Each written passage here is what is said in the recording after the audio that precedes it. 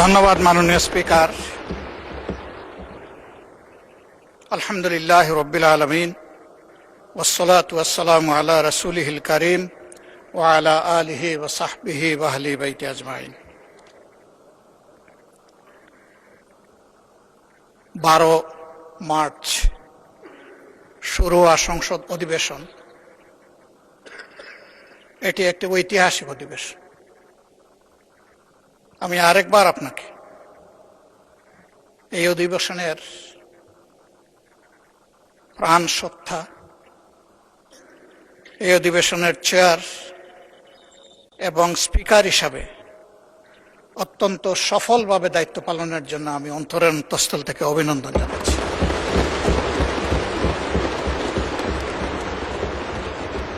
মাননীয় স্পিকার, আজকের এই গ্যালারিটা হচ্ছে বাংলাদেশ।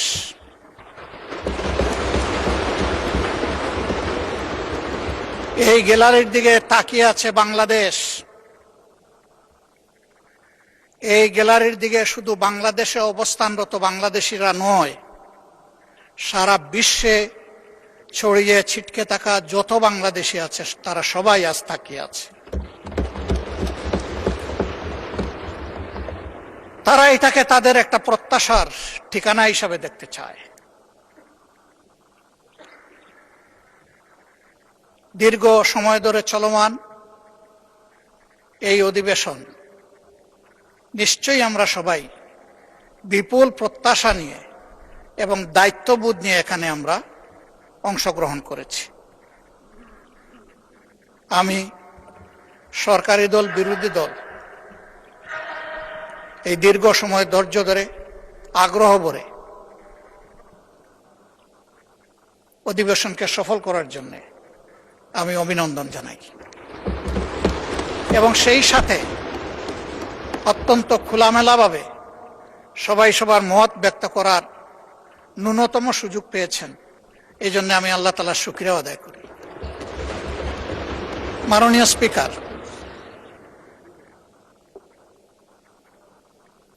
আমি গভীর শ্রদ্ধার সাথে স্মরণ করব আমার সম্মানিত কৃষক পিতা, যিনি অতি সাধারণ গ্রামের একজন অতি সাধারণ কৃষক ছিলেন।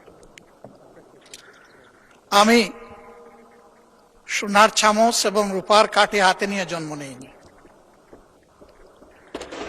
আমি এমন একটি জায়গায় জন্মগ্রহণ করেছিলাম যেখানে আমি অভুক্ত মানুষের সংগ্রাম দেখেছি। আমি দেখেছি 2টা মাস আসলে মানুষের মধ্যে দারুণ হাহাকার, একটা চৈত্র মাস আর একটা কার্তিক মাস। তখন বাংলা মাসের চর্চা হতো, এখন তো আমরা সবাই ইংলিশ হয়ে গেছি এবং এই অধিবেশনে হয়ে আসে দেখলাম যে আমরা উর্দু হয়ে গেছি। অধিবেশনের সুবাদে বিশেষ করে সরকারি দলের বন্ধুদের কাছ থেকে বুঝে না বুঝে উর্দু শুনে কিছুটা হলেও শেখার চেষ্টা করেছি। ধন্যবাদ তাদেরকে। মাননীয় স্পিকার, এই 2টা সময় মানুষ অগ্রিম তাদের শ্রম বিক্রি করে দিত। পেটের ক্ষুধায় ধান কাটার মৌসুমে একজন মানুষ যদি তখন 12 টাকা বেতনে কাজ করত, তাহলে অগ্রিম হিসাবে 5 টাকা বেতনেই পেটের ক্ষুধার কারণে তার শ্রম বিক্রি করে দিত। আলহামদুলিল্লাহ, বাংলাদেশ হাঁটি হাঁটি পা পা করে আজকে সেই অবস্থা থেকে উত্তরণ হয়েছে। তবে এটা ঠিক, আমাদের দেশ পরিচালনার দায়িত্ব যাদের উপর ছিল তারা যদি সততা, দক্ষতা এবং দায়িত্বশীলতার সাথে দেশ পরিচালনা করতেন, তাহলে 54 বৎসর অতীতে ফেলে আসা এই দেশটা আরো বহুদূর এগিয়ে যেত। এই জন্য ক্ষমতায় যখন কেউ থাকেন তখন তিনি অনেকটা ফিরিস্তার মতো অভিনয় করেন। অন্যদের শুধু দোষ দেখেন, দুর্নীতি দেখেন, অতীতের সব দুর্নীতি দেখেন। ওই মনে পড়ে গেল একজন মেহমানের কথা। উনি খাইতে বসেছেন, তো উনি হাত দেন না, অনেকক্ষণ বসে আছে। যিনি আতিথেয়তা করবেন তিনি এসে বললেন যে আপনি যে হাত দিচ্ছেন না। বলে কিসে হাত দিব, কয়েকটা ভাত দিয়ে রেখেছো, সাথে আর কিছু লাগবে না?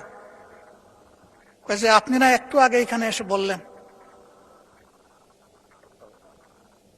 হেই ধুত! তা আমি এসে জিজ্ঞেস করলাম যে কারে আপনি ধমক দিলেন? কয় না, ওই দিকে একটা পবিত্র ঘরে একটা কুকুর ঢুকতে লাগছিল, এখান থেকে 4000 মাইল দূরে, আমি একটু এখান থেকে তাড়িয়ে দিলাম। বলল বাহ, আপনি 4000 মাইল দূরের কুকুর দেখলেন, কিন্তু ভাতের নিচের আপনি রুশটা দেখতে পারলেন না।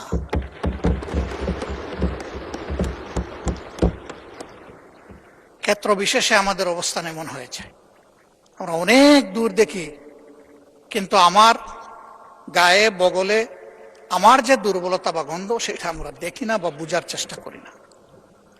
অন্যের দোষের তালিকা তৈরি করা খুবই সহজ। মানুষ কখনো মহৎ হতে পারে না যে শুধু অন্যের দোষের তালিকা তৈরি করে। মানুষ সেই মহৎ হয় যে নিজের দোষ খুঁজে বেড়ায়, যে আমি কোন ভুল করেছি। যখন মানুষটি নিজের ভুলের দিকে তাকায় তখনই তার সংশোধনের রাস্তাটা খোলা হয়ে যায়।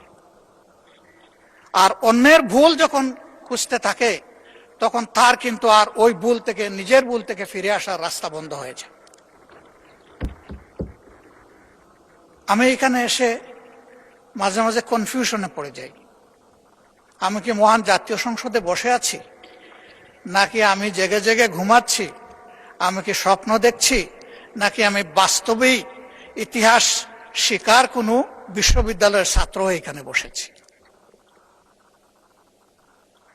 আমাদের 12 তারিখ থেকে শুরু করে আজকে 30 এপ্রিল পর্যন্ত চলে আসা বক্তৃতার আমি যদি ভুল না করি তাহলে 80% ছিল ইতিহাস চর্চা। ইতিহাস চর্চা কোনো দোষের কাজ নয়। চলতে হলে জানতে হবে এবং অতীতকে ধারণ করে চলতে হবে, আবার অতীতের ভুল থেকেও শিক্ষা নিতে হবে। এটি হচ্ছে ইতিহাসের চাহিদা। কেন মানুষ আমাদেরকে এখানে নির্বাচিত করে পাঠিয়েছে? আমরা যখন এই নেতৃবৃন্দ সারা দেশ ঘুরেছি তখন শিশু থেকে বৃদ্ধ, নারী পুরুষ, শ্রমিক মজুর, মেহনতি জনতা, পেশাজীবী, ছাত্র শিক্ষক সবার সাথে আমাদের ইন্টারেকশন হয়েছে। একটা শিশু যখন আমাদের দিকে তাকায় থাকতো মনে হতো এই অবুঝ শিশুটি না বলা একটা জিজ্ঞাসা আমাদের দিকে ছুড়ে দিচ্ছে, আমি তো এই দেশের নাগরিক, আমি শিশু, আমাকে প্রোটেকশন দিন। আমি ঘর থেকে নিরাপদে বের হতে চাই, আবার আমি স্কুল থেকে নিরাপদে ঘরে ফিরতে চাই। আমি কি সেই প্রোটেকশন পাবো? এই শিশুটির না বলা ভাষা হয়তোবা এমন ছিল যে অন্য দেশের শিশুদের মতো আমিও কি আমার মেধা বিকাশের পরিচর্যা এবং সহযোগিতা এখানে পরিপূর্ণভাবে পাবো? হয়তো সেই শিশুটি অবলা ভাষার মধ্যে এমনটাও ছিল যে আমি কি একদিন বড় হয়ে মানুষের মতো মানুষ হয়ে রাষ্ট্রের সঠিক জায়গায় যে আমার মেধার সার্ভিসটা আমি দিতে পারব। একজন শ্রমিকের কাছে যখন গিয়েছি তখন ঘাম জড়ানো শ্রমিক, সে বলেছে আমি তো আমার শ্রমের ন্যায্য মজুরি তো পাই না, মর্যাদা পাওয়া তো কল্পনার বিষয়, স্বপ্নের বিষয়। আমি কি আমার মজুরি এবং মর্যাদাটা পাবো? ছাত্রদের কাছে যখন গিয়েছি তাদের জিজ্ঞাসা ছিল অস্ত্রের ঝনঝনানি মুক্ত আমরা কি একটি পবিত্র শিক্ষাঙ্গন পাবো, যেখানে শিক্ষকদেরকে পিতার মতো পাবো, সহপাঠীকে ভাই এবং বোনের মতো পাবো? এমন একটা শিক্ষাঙ্গন কি আমরা পাবো? এ ছিল তাদের জিজ্ঞাসা। চা শ্রমিকদের কাছে যখন গিয়েছি তাদের চাহনি, তাদের ভাষা ছিল আমরা কি একটু মানবিক মর্যাদা পাবো? এই সমাজ তো আমাদেরকে ন্যূনতম মানবিক মর্যাদাটাও দিচ্ছে না। একজন জেলের কাছে আমরা যখন গিয়েছি তার জিজ্ঞাসা ছিল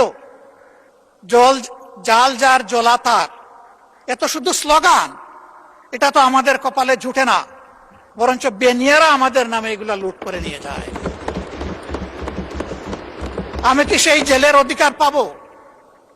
আমাকে সেটি দেয়া হবে? কৃষক ভাইটির কাছে যখন গিয়েছি তখন বলেছে আমাদের তো হাঁসফাঁস অবস্থা। আমি যখন জমিতে ফসল ফলাতে যাই তখন এই ফসল কোনো সময় ঘরে তুলতে পারি না, প্রাকৃতিক বিভিন্ন বন্যা খরা দুর্যোগের কারণে। আর সৌভাগ্যক্রমে যদি ঘরে উঠাই তাহলে আমার প্রোডাকশন কস্টটাও আমি আমার পকেটে ফিরে আনতে পারি না। কেন পারি না?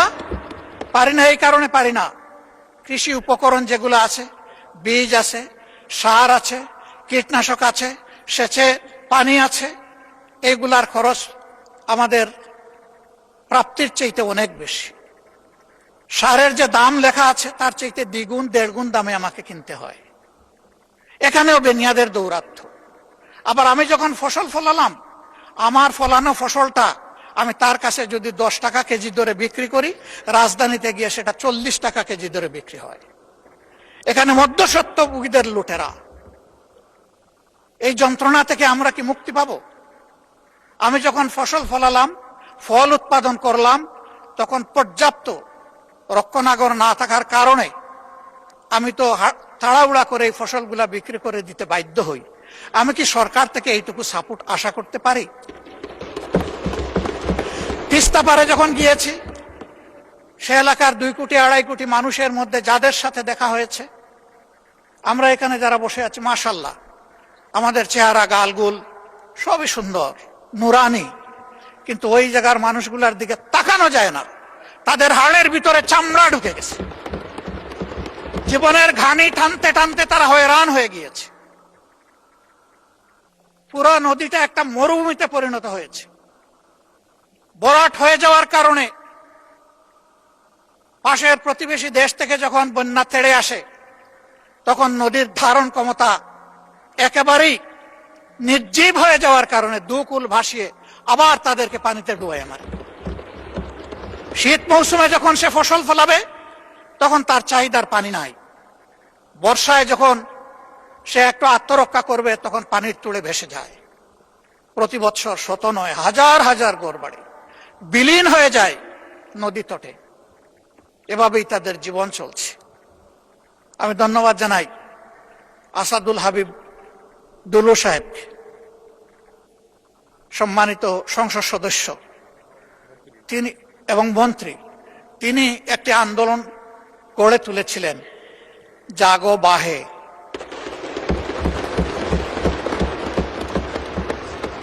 এই জাগা লোকগুলো এখন এই সংসদ, এই প্রধানমন্ত্রী, এই মন্ত্রী পরিষদ, এই সরকার আমাদের সবার দিকে তাকিয়ে আছে। আমাদেরকে তো জাগিয়েছে তো ঠিকই, আমরা কিন্তু আমাদের দাবি এখন বাস্তবায়ন হচ্ছে দেখতে চাই। মাননীয় স্পিকার,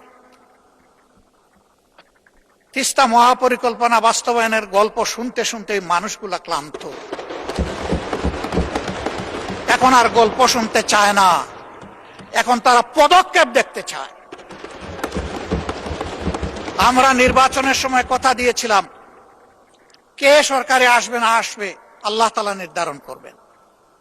আমরা যদি সে সুযোগ পাই, আমাদের প্রথম পদক্ষেপ হবে তিস্তা নদীতে প্রথম কুদালটা কুটলেন। আমরা এখান থেকে শুরু করব। সারা বাংলাদেশ কম বেশি ঘোরার সুযোগ হয়েছে। রিয়েলি তিস্তা পারের মানুষগুলার মতো এত দুর্ভাগ্য পীড়িত মানুষ আমি বাংলাদেশের কোথাও আর দেখি না। অবশ্যই আমাকে তাদের কথা বলতে হবে। আমার কথা এখানে তিস্তা মহাপরিকল্পনা বাস্তবায়ন অতি সত্বর, বিশ্বাসযোগ্য, দৃশ্যমান ভূমিকা নেওয়া হচ্ছে, আমরা দেখতে চাই। কারো চোখ রাঙ্গানিকে আমরা পরোয়া করব না। 20 কোটি মানুষের আলহামদুলিল্লাহ আল্লাহ তাআলা 40 কোটি হাত দিয়েছে। প্রত্যেকটি হাত সরকারের পাশে দাঁড়াবে, সরকার যদি সাহস করে এই পদক্ষেপ নেয়। আমি দাঁড়াবো, সবার আগে আমি দাঁড়াবো ইনশাআল্লাহ। মাননীয় স্পিকার, আমাকে একটা আসনের লোকেরা নির্বাচিত করে এখানে পাঠিয়েছে। মাঝে মাঝে আমি হাঁটি ঘুরি দেখি আর মনে মনে ভাবি এটা কি রাজধানীর ছিটমহল? ছোট্ট একটি এলাকা, মাত্র দুটি খাল, ময়লার ভাগাড়, অবৈধ দখলদারিত্ব, রাস্তাগুলা সরু, আবার সেই রাস্তার মাঝখানে লাইট পোস্ট। হ্যাঁ, অবশ্যই আমি বলবো 2 মাস 2.5 মাসের সরকারের জন্য সবকিছু একেবারে চকের পলকে সমাধান করা সম্ভব নয়। শুরু হোক। আমাকে লোকেরা বলে সংসদে আমাদের কথা বলবেন, আমি বলি যে বলবো ইনশাআল্লাহ। আমি সেই কথাগুলো এখন বলতে চাই। আবার আমি ফিরে আসবো আমাদের দায়িত্ব কর্তব্যে। কিন্তু আজকে আমি এখানে দাঁড়িয়ে কথা বলার সুযোগ পাচ্ছি ওই এলাকার মানুষগুলো তাদের ভালোবাসা, সমর্থন আর ভোট দিয়ে আমাকে এখানে পাঠিয়েছে বলে আমি এই জন্য তাদের প্রতি গভীর কৃতজ্ঞতা জানাই। একেবারে 47কে আমি সম্মান করি, কারণ ওই সীমারেখাটাই বর্তমানে বাংলাদেশের সীমারেখা। বরঞ্চ কিছু কিছু ক্ষেত্রে আমরা আমাদের নদী রক্ষা করতে পারিনি বলে আমাদের কিছু জমি চলে গেছে প্রতিবেশী দেশের পেটের ভিতরে। আমরা বাড়াতে পারি, ওই যা ছিল তাই। ওই 1 খণ্ড জমি আমরা পেয়েছিলাম, এই জন্য 70 সালের নির্বাচন হয়েছিল। 94 ভাগ ভোট যেগুলা কাস্ট হয়েছিল তার মধ্যে 94 ভাগ পেয়েছিল আওয়ামী লীগ।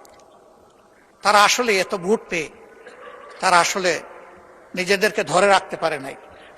সম্ভবত তারা আবেগে সীমা লঙ্ঘন করে ফেলেছিল। এত মানুষের ভোটের প্রতি তারা সম্মান দেখাননি। যে ভোটের সম্মান পাকিস্তানি সরকার না দেখার কারণে অনিবার্য হয়ে উঠল মুক্তিযুদ্ধ, তারাই সেই ভোটটাকে আবার গলা টিপে হত্যা করলেন। তারা বাকশাল খায়নি।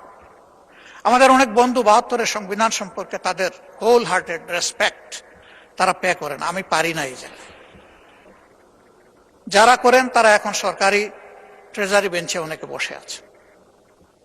আপনিও পারেন না, কারণ 72-এর সংবিধানটাকে পরিবর্তন করে দিয়ে গেছেন মরহুম প্রেসিডেন্ট শহীদ জিয়াউর রহমান।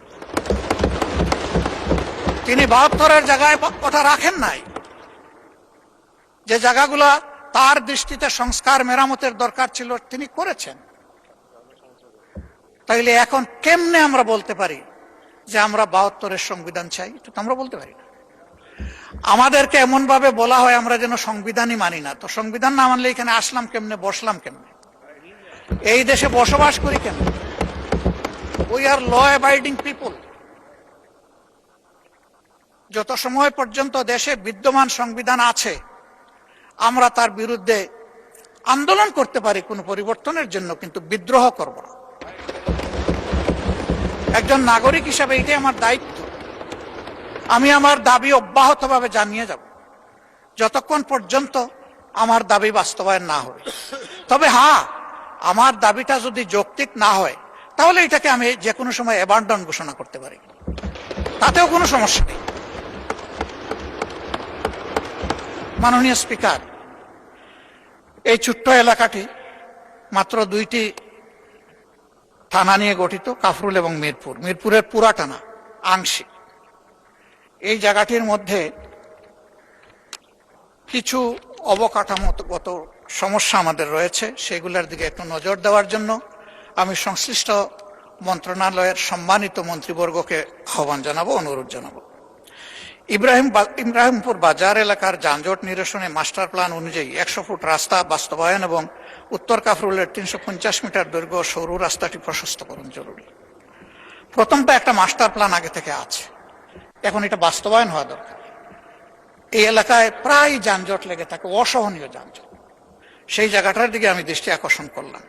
4 নম্বর ওয়ার্ডের সরকার বাড়ি মোড় থেকে পলাশনগর এবং 13 নম্বর ওয়ার্ডের বড়বাগ থেকে পূর্ব মণিপুর পর্যন্ত অত্যন্ত জরাজীর্ণ রাস্তাগুলোর দ্রুত সংস্কার।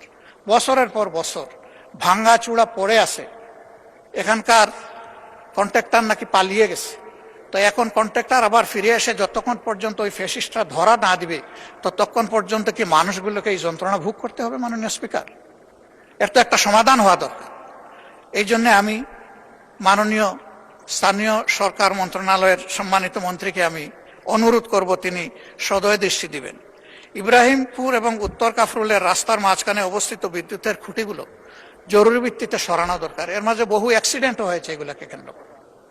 এবং রাস্তা এত সরু, তার মাঝখানে আবার ইলেকট্রিক লাইট পোস্ট, এটা একেবারেই সময়ের দাবি হয়ে দাঁড়িয়েছে। মিরপুর 10 থেকে আগারগা পর্যন্ত জলাবদ্ধতা দূর করতে এখানে বগালে খালের অবৈধ দখল উচ্ছেদ এবং গভীরতা বৃদ্ধি করা একান্ত প্রয়োজন। মণিপুর ও শেওড়াপাড়া এলাকার পুরাতন ও সরু সুয়ারেজ পাইপ পরিবর্তন করে বড় মাপের বা ব্যাসের পাইপ সেখানে স্থাপন করা অতি জরুরি। এখন বর্ষা হলে ওই 52 ইঞ্চি বর্ষার কোনো দরকার পড়ে না, বৃষ্টির দরকার পড়ে না। সামান্য বর্ষা হলেই সেখানে ফ্লাড শুরু হয়েছে। এই জন্য বলছিলাম যে এটা ছিটমহল কিনা আল্লাহই ভালো জানে। মাননীয় স্পিকার, বাউনিয়া বাদ এবং একটা শব্দ এখানে আছে, আমি না বলে পারছি না যেহেতু ওই নামে এটা পরিচিত, বগারমার খাল। সেই খালের উপর নির্মিত নিচু কালভার্টগুলো পানির স্বাভাবিক প্রবাহে বাধা দিচ্ছে। এগুলো পুনর্নির্মাণ একান্ত প্রয়োজন। কতগুলো এলাকায় পানির জন্য এখন হাহাকার। গ্রামাঞ্চলে সুপেও পানি পায় না, সেখানে হয়তো আর্সেনিক যুক্ত পানি, কিন্তু পানি পায়। আর এইখানে পানিই পাচ্ছে না। এটা একটা ছোটখাটো কারবালায় পরিণত হয়ে গেছে। আবার বিশেষ করে গত 1 মাস ধরে এই প্রবলেমটা খুব মারাত্মক আকার ধারণ করেছে। কি জন্যে আমি ঠিক জানি না। এই বিষয়ে ওয়াসার এমডির সাথে কথা হয়েছে, সংশ্লিষ্ট তাদের কথা হয়েছে, কিন্তু এখন পর্যন্ত তার কোনো সমাধান হয়নি। আমি লোকদের কাছে যাই, বলে কিচ্ছু দরকার নাই, আমাদেরকে বাঁচার জন্য 1 ফোঁটা পানি দেন।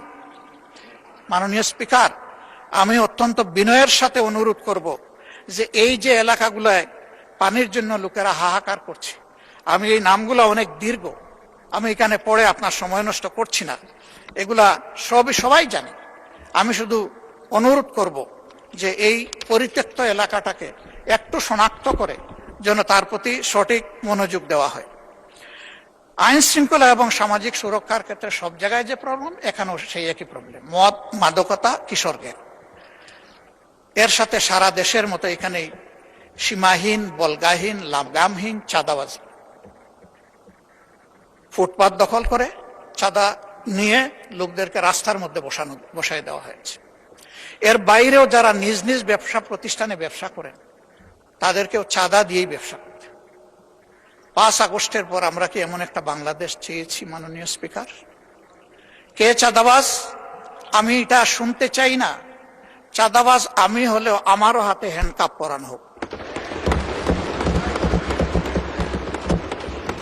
চাঁদাবাজ কোনো দলের হতে পারে না, এরা দলের নাম ভাঙানো বর্ণচূড়া। এদেরকে শনাক্ত করে এই সংসদ থেকে আমরা শপথ নেই যে এই চাঁদাবাজদেরকে যে কোনো মূল্যে বাংলাদেশ থেকে নির্মূল করব ইনশাআল্লাহ।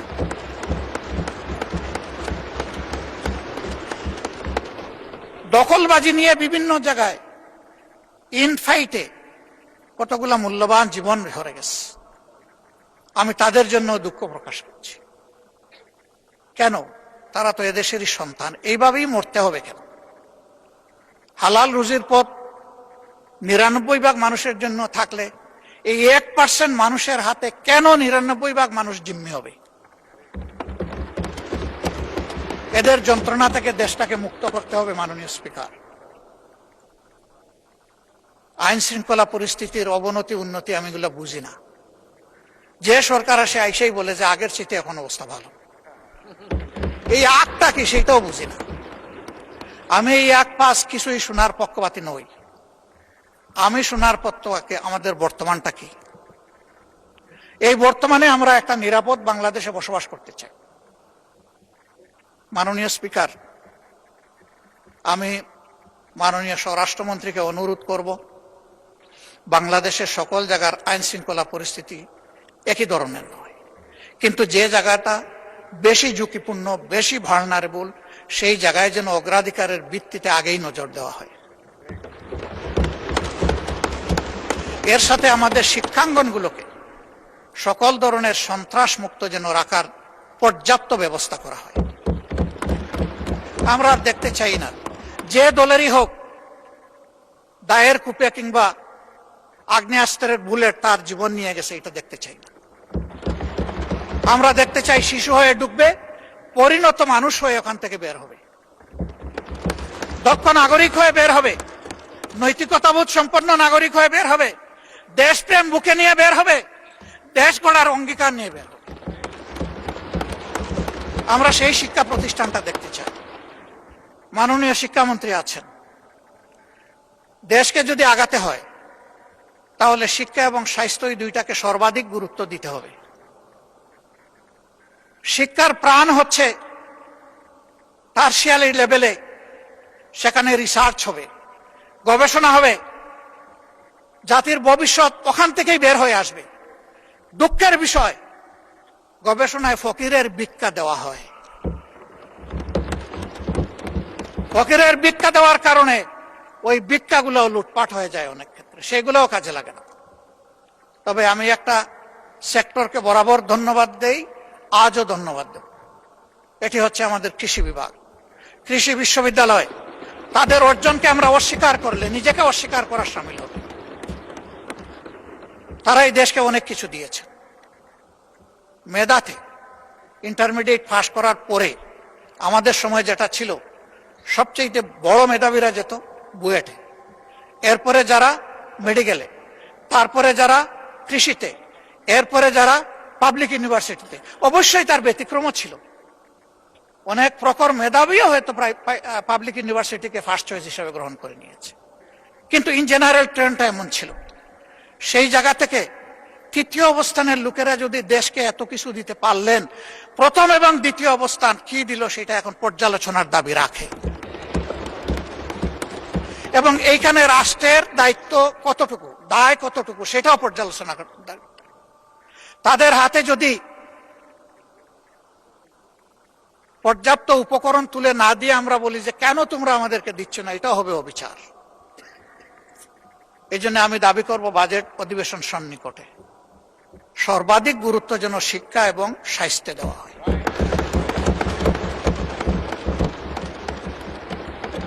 যদি একটা সুস্থ সবল জাতি গঠন করতে হয়, অবশ্যই একটি সুস্থ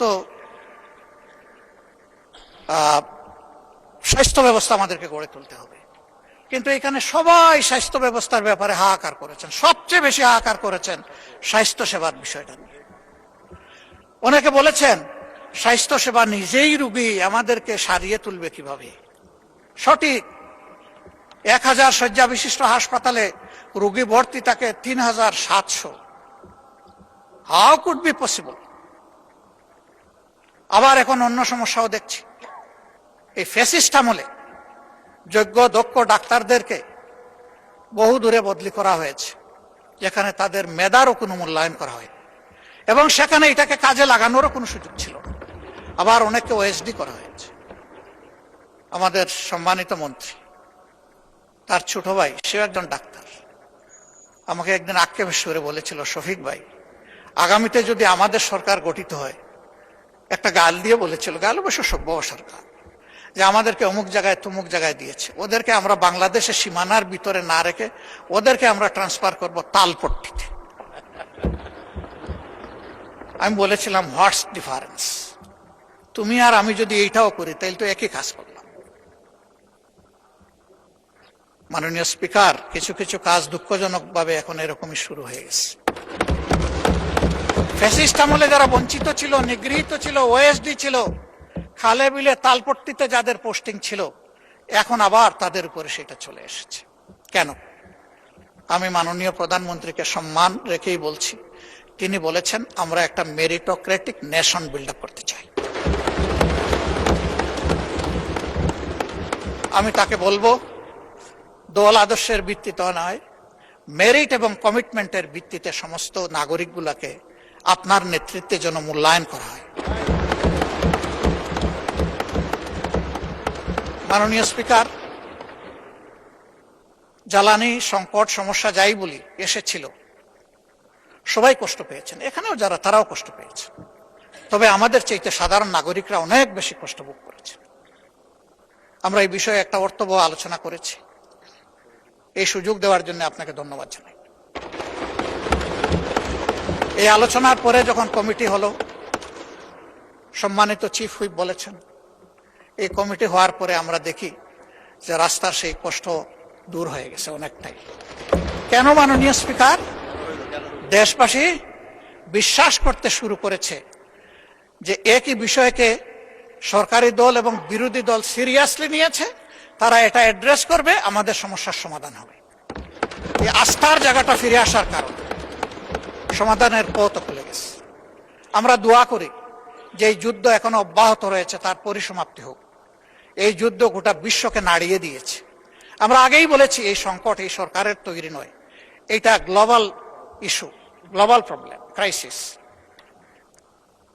আমরা এই জায়গায় দেখতে পাচ্ছি যে আমাদের পররাষ্ট্রনীতিতে আমরা অতীতের যে নিয়ম ছিল, শহীদ প্রেসিডেন্ট জিয়াউর রহমান কারো মুখের দিকে তাকাইয়া তার পররাষ্ট্রনীতি পরিচালনা করেন না,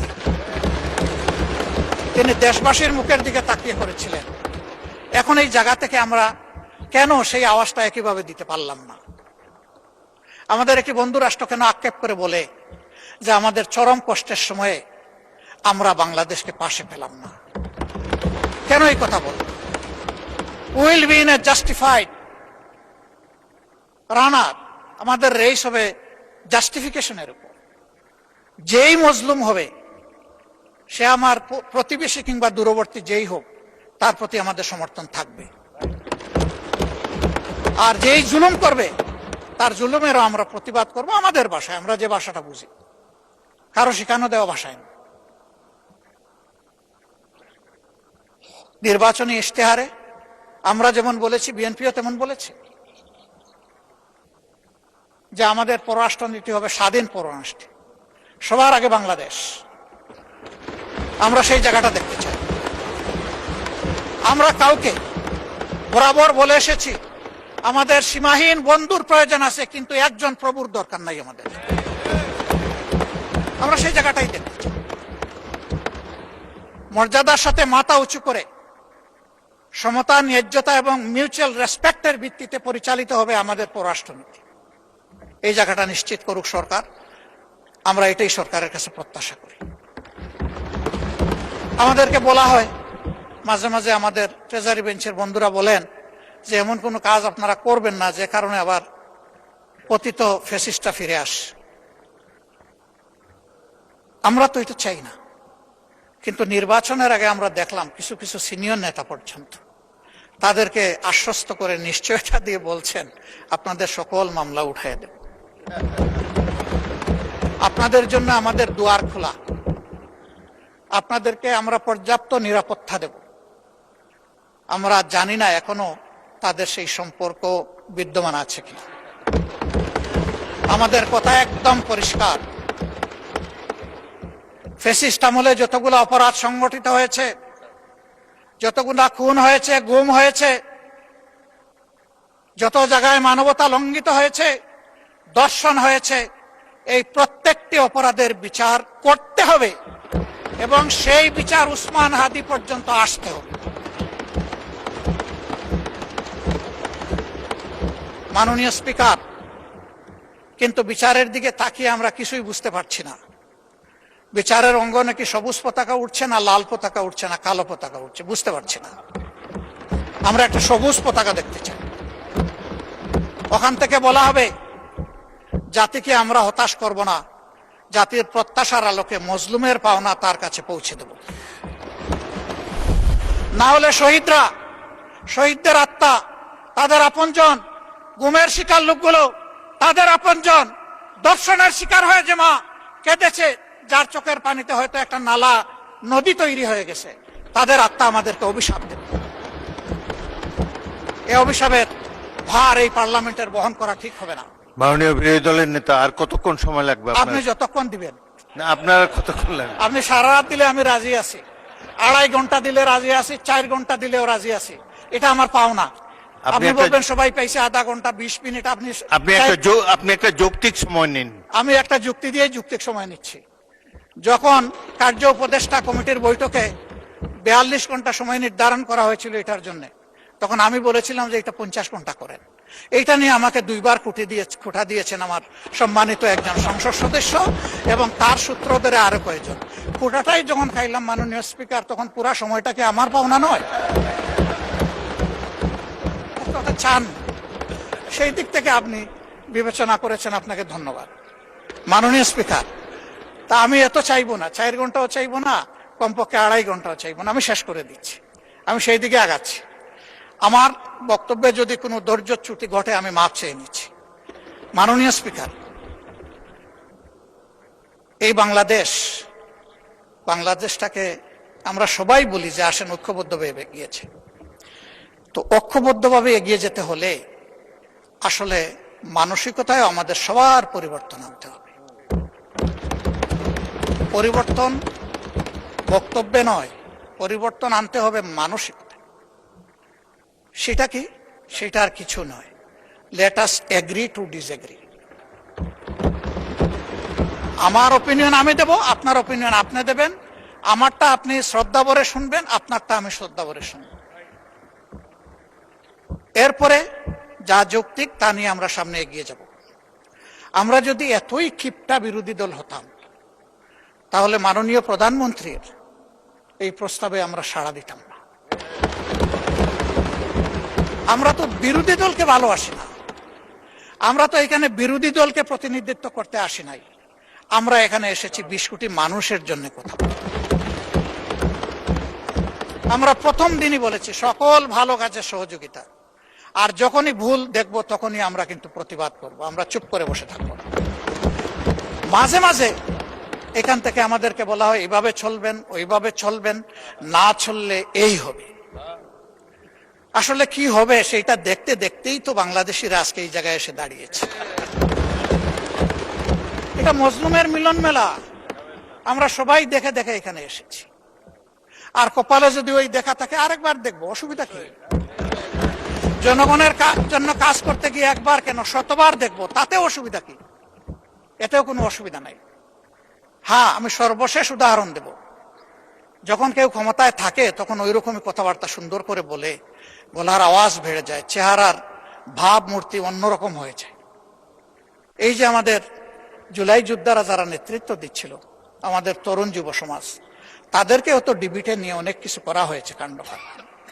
তাদের সেই দিনের করুণ আহাজারি আর্তনাদ জাতি দেখেছে, বিশ্ব দেখেছে, কিন্তু তাই দিয়ে কি আন্দোলন দমানো গেছে? তাই বলে কি এদেরকে দমানো গেছে? এটা হয় না। চাবুক পিঠে দিতে পারবেন, কিন্তু চাবুক আপনি হৃদয়ের উপরে দিতে পারবেন না। কাজেই আমাদের ভাষা যদি হয় পরস্পরকে শ্রদ্ধা করে, পরস্পরকে মেনে নিয়ে সম্মান করে, ইনশাআল্লাহ নতুন বাংলাদেশ দেখবে। এখানে মাঝে মধ্যে আমি ধারণা করি যে কিছু শিক্ষা প্রতিষ্ঠানের শিক্ষার্থীরা এসে এখানে বসেন, তারা অবজার্ভ করেন। উই ডু স্যালিউট এই উদ্যোগ নেওয়ার জন্য। ওরা যেন এখানে এসে আমাদের দ্বারা অনুপ্রাণিত হয়। ইয়েস, আমরা আমাদের এনসিস্টরদের সত্যিকারের এনসিস্টর হিসাবে পেয়েছি। আমরা গর্বিত সাকসেসর হতে চাই তাদের। আমাদের সবকিছু দেখে যেন তাদের মধ্যে সেই উদ্দীপনাটা আসে। ইতিহাসের বিশাল কুপাকুপির পরে কোনো সম্মানিত সদস্য একেবারে শেষে এসে বলেন যে এগুলা বাদ দিয়ে আসেন, আমরা ঐক্যবদ্ধভাবে এগিয়ে যাই। তা আগে দাগ উড়ালগুলা ফেলে দেন, ওই কুপাকুপিগুলা আমরা বাদ দেই, সেটা আমিই দেই, আর ওখান থেকেই দেওয়া হোক। ওগুলা ফেলে দিয়ে যখন ঐক্যের ডাক দেওয়া হবে, সেই ডাকটা তখন হবে কার্যকর ডাক। মাননীয় স্পিকার, আমি বুঝতে পারছি আমার সময় সংকেত বেজে উঠেছে, আমি আর বেশি সময় নেব না। আমি 1 মিনিট কথা বলে বিদায় নিচ্ছি। কি ভাই এটা? জি জি, না সেটা তো ভিন্ন ব্যাপার, আমার বক্তব্য আমি শেষ করছি। আমি শুধু এতটুকু বলবো যে ভাই, অতীতকে স্মরণ রাখা ভালো, ইতিহাস শিক্ষা ভালো, কিন্তু ইতিহাসকে নিয়ে পড়ে থাকলে আমরা নিজেরা ইতিহাস তৈরি করতে পারবো না। ইতিহাসকে ইতিহাসের জায়গায় রেখে আসুন আমরা এগিয়ে যাই। আমার কথায় কেউ যদি কষ্ট পেয়ে থাকেন ক্ষমা চাই। ভালো যদি কিছু বলে থাকি, আল্লাহ আগে আমাকে আমল করার তৌফিক দেন এবং আমাদের সবাইকে এটা মানার তৌফিক দেন। আমি একটা কৈফিয়ত না দিয়ে পারছি না। মাননীয় প্রধানমন্ত্রীর পরিবারকে জড়িয়ে যারা অশ্লীল আচরণ করেছে, উনি এখনো বিচার চান নাই, আমি তার পক্ষে তাদের বিচার চাই।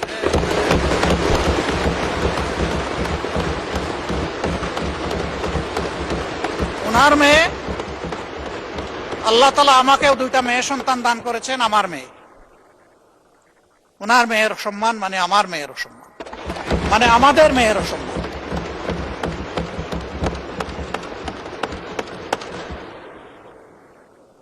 এই ইতর প্রাণীগুলা কারা, তাদেরকে নির্মোহভাবে খুঁজে বের করা হোক। প্রিকনসেপ্ট কোন আইডিয়া থেকে নয়, ব্লেম গেমের জায়গা থেকে নয়, ভেরি ট্রান্সপারেন্টলি এটা বের করে আনা হোক। আমার নিজের দুঃখের কথা নাই বললাম, একটা মানুষ বয়স হওয়া পর্যন্ত সব সময় গায়ে কাপড় রাখার চেষ্টা করেছি। মা বাপ যেটুকু পেরেছেন, আমি এখন যেটুকু পারি সামর্থ্যের আলোকে। কিন্তু আমার যে কতবার কাপড় চোপড় খুলে ফেলে, নিজেরটা আমি কারে বলব? মাননীয় স্পিকার, কি শিখাচ্ছি, কাদেরকে প্রশ্রয় দিচ্ছি? মনে রাখবেন, আমাদের কেউ যদি এদেরকে প্রশ্রয় দেয়, একদিন এরা আমাদেরও কাপড় নিয়ে টান দেবে।